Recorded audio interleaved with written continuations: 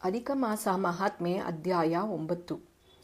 ಆ ಕನ್ಯೆಯು ಕೆಲವು ಕಾಲ ಆ ಬ್ರಾಹ್ಮಣರ ಕುಟೀರಗಳಲ್ಲಿ ಹಗಲಿರುಳು ದುಃಖಿಸುತ್ತಾ ಇರುತ್ತಿದ್ದಳು. ನಂತರ ತನ್ನ ಮನೆಗೆ ಬಂದು ಒಂಟಿಯಾಗಿ ವಾಸಿಸತೊಡಗಿದಳು. ಹೀಗಿರುವಲ್ಲಿ ಒಮ್ಮೆ ದೂರ್ವಾಸ ಮಹರ್ಷಿಗಳು ಆ ತಪೋವನಕ್ಕೆ ಬಂದರು. ಶ್ರೀಕೃಷ್ಣನು ಮುಂದುವರಿದು ಪಾಂಡವರಿಗೆ ಹೇಳುತ್ತಾನೆ, ಇದೇ ದೂರ್ವಾಸ ಮುನಿಗೆ ನಿಮ್ಮ ತಾಯಿಯಾದ ಕುಂತಿಯು ತನ್ನ ಬಾಲ್ಯಾವಸ್ಥೆಯಲ್ಲಿ ಅತಿಥಿ ಸತ್ಕಾರ ಮಾಡಿದ್ದಳು. ಅದರಿಂದ ಪ್ರಸನ್ನನಾದ ಆ ಮುನಿಯು ದೇವತೆಗಳನ್ನು ಆಕರ್ಷಿಸುವ ಮಂತ್ರವಿದ್ಯೆಯನ್ನು ಉಪದೇಶಿಸಿದ್ದರು. ಆ ಮಂತ್ರಗಳಿಂದಲೇ ನೀವು 5 ಜನರು ಜನ್ಮ ತಳೆದಿರುವಿರಿ. ಈ ಮುನಿಯು ಅತ್ರಿ ಮತ್ತು ಅನಸೂಯೆಯ ಪುತ್ರ. ರುದ್ರಾಂಶ ಸಂಭೂತನಾದ ಇವನು ಮಹಾಕೋಪಿಷ್ಠ.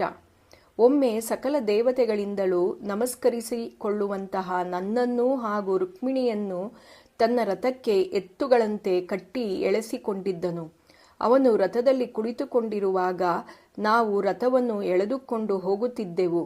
ಹೋಗುತ್ತಾ ರುಕ್ಮಿಣಿಗೆ ಬಹಳ ಬಾಯಾರಿಕೆಯಾಗಿ ನೀರು ಕೇಳಿದಳು. ಆಗ ನಾನು ಭೂಮಿಯನ್ನು ಸ್ವಲ್ಪ ಒತ್ತಿದೆನು. ಅಲ್ಲಿ ದೇವಗಂಗೆ ಉದ್ಭವಿಸಿದಳು.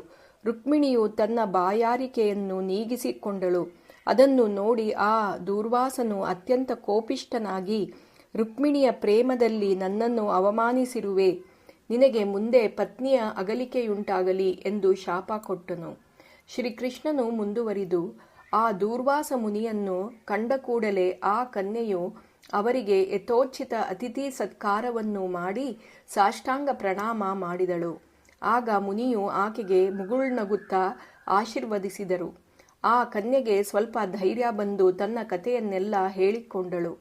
ಒಂದು ವೇಳೆ ತನಗೆ ವಿವಾಹವೇ ಆಗದಿದ್ದರೆ ತಾನು ಶೂದ್ರಳಾಗಿ ಬಿಡುತ್ತೇನೆ.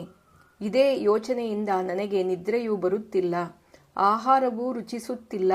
ನಾನು ಪ್ರಾಣ ತ್ಯಾಗ ಮಾಡುವುದೊಂದೇ ಈಗ ಉಳಿದಿರುವ ದಾರಿ ಎಂದು ರೋಧಿಸತೊಡಗಿದಳು. ಆಗ ದೂರ್ವಾಸರು ಆ ಕನ್ಯೆಯ ದುಃಖವನ್ನು ದೂರ ಮಾಡುವ ಉಪಾಯವನ್ನು ಯೋಚಿಸಿ ಏನು ಮಾಡಬೇಕು ಎಂಬಲ್ಲಿಗೆ ಪುರುಷೋತ್ತಮ ಮಾಸ ಮಹಾತ್ಮೆಯ 9ನೇ ಅಧ್ಯಾಯವು ಸಂಪೂರ್ಣವಾಯಿತು.